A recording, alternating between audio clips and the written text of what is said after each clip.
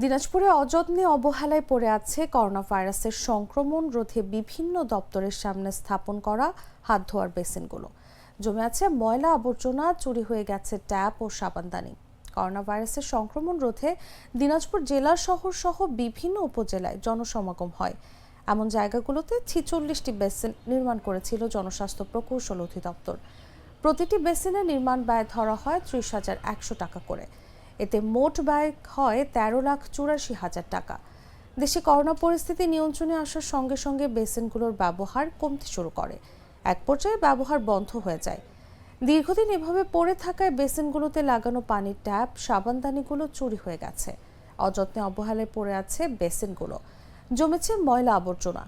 এই অবস্থায় সদর উপজেলায় নির্মিত 10টি বেসিনে দেখা যায় কোথাও পানি ভর্তি, আবার কোথাও ময়লা জমে আছে। ট্যাপ ও সাবানদানিগুলো নেই। দিনাজপুর সিভিল সার্জন অফিসের দেওয়াল সংলগ্ন 250 সোজা জেনারেল হাসপাতালের জরুরি বিভাগ এবং ট্রেজারি অফিসের সামনে বেসিনগুলো অযত্ন অবহেলায় পড়ে আছে। প্রাণ কফি ক্যান্ডি, কররা কফি, কঠিন স্বাদে হাইকে বলো বাই।